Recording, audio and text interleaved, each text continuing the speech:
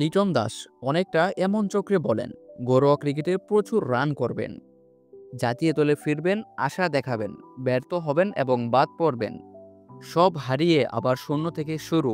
Tiger এই ব্যাটারের কাঁধে কাঁধ মিলিয়ে চলে সমালোচনা, কখনো অফ ফর্মের কারণে, কখনো দৃষ্টিকটু শটে আত্মাহুতি দিয়ে।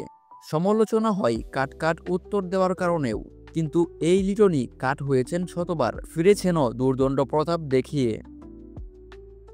সম্প্রতি এক সাক্ষাৎকারে লিটন জানিয়েছেন তিনি দুর্ভাগা, ব্যাখ্যাও করেছেন আনলাকি মনে করার পেছনে যুক্তি হিসেবে লিটন টেনেছেন তিনি যেদিন খুব ভালো খেলেন সেদিন দল ব্যর্থ হয়, ম্যাচ হেরে যায় বাংলাদেশ, যতটা আলোচনা হওয়া দরকার ততটা হয় না, কথাটি ধ্রুব সত্য।